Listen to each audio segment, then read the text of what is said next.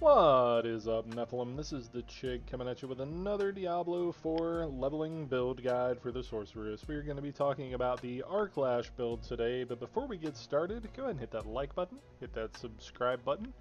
Don't forget that we are doing a giveaway once we hit 1,000 subscribers and giving away a video game of your choice. All you have to do to enter is be subscribed, like and comment on any of the Diablo videos, and you will be entered for a chance to win. Each time you do so is an entry into the giveaway. Anyway, let's hop right into it. So this is a generator build, and there are some aspects you can get that make that better. I don't have any of them as usual, but they will help. Anyway, let's hop right into it. First thing you're going to get arclash. Whenever you hit 10 people, 10 enemies, or use the ability 10 times, you stun the enemies. Enhanced arclash hits again if it crits, which is amazing. We're going to grab charge bolts just to have something to do with our mana. Then we are going to grab flickering arclash. Then we're going to grab enhanced charge bolts. And then we are going to put some points into arclash. We're going to move down here. We're going to grab teleport. It's going to teleport us out of danger. We're going to grab ice armor. A barrier forms around you for some of your base life. When it is active, 5% of your damage is added to its barrier, and we are going to grab Frost Nova. Frost Nova does a little AoE, freezes everything around you, CCs them, they can't attack you.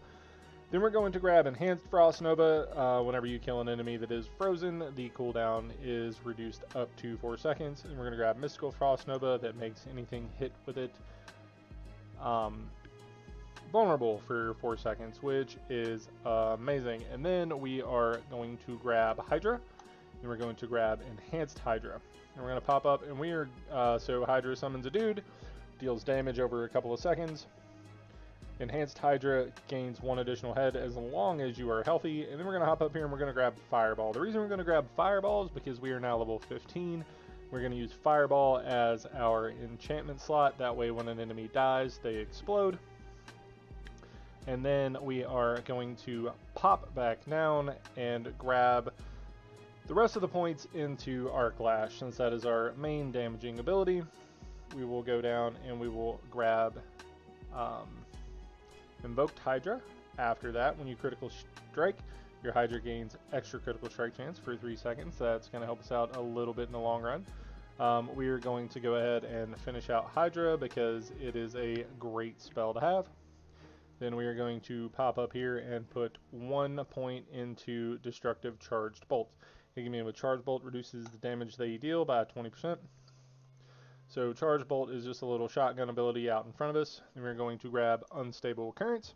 It's going to be our ultimate ability whenever you use a shock skill, a random core, conjuration, or mastery. Shock skill is also cast. That's going to be our big DPS cooldown. We're going to grab Prime Unstable Currents. Your attack speed is increased by 25% while active. That way we are able to attack even more. We are going to go ahead and pop up here and grab Static Discharge. Critical strikes with shock skills have a chance to form a crackling energy, which is just a thing that summons and deals extra damage. And then we are going to go ahead after we get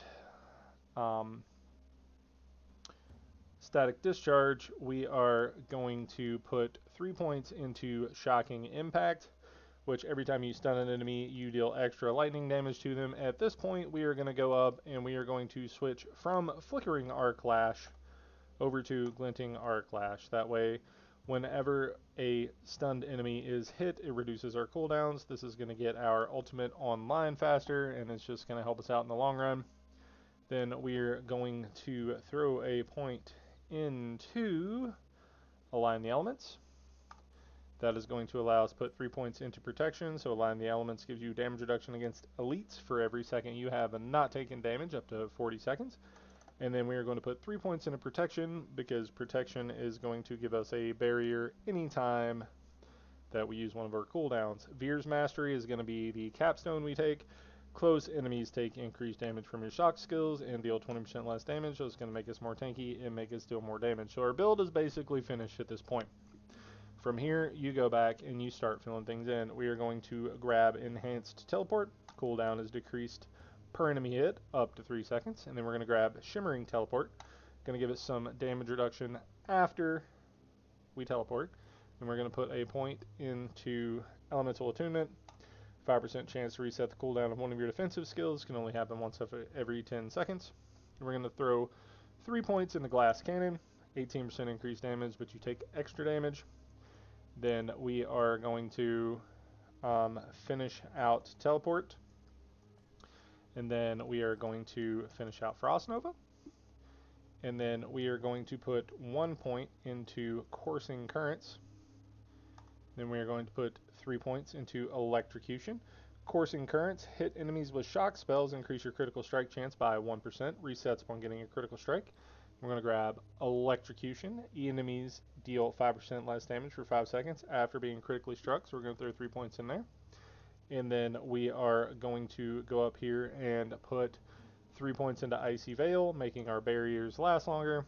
And then we are going to put the remaining 3 points into Conjuration Mastery.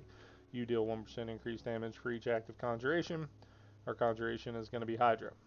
So at this point, you're ready to finish out your build and get started and move into the end game. So I'm going to go ahead and show you guys kind of how the build works and how to play it.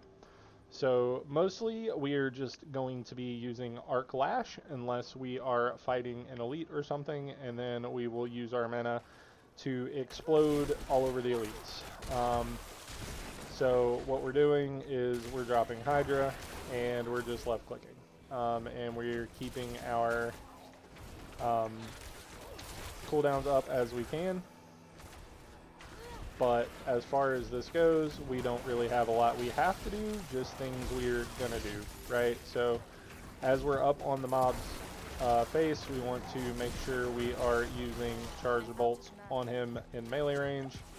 Make sure we are keeping up our Hydra so it keeps attacking them. And then otherwise, we are just going to be making, making sure that we are casting our Arclash as much as possible. And dying because I wasn't really paying attention.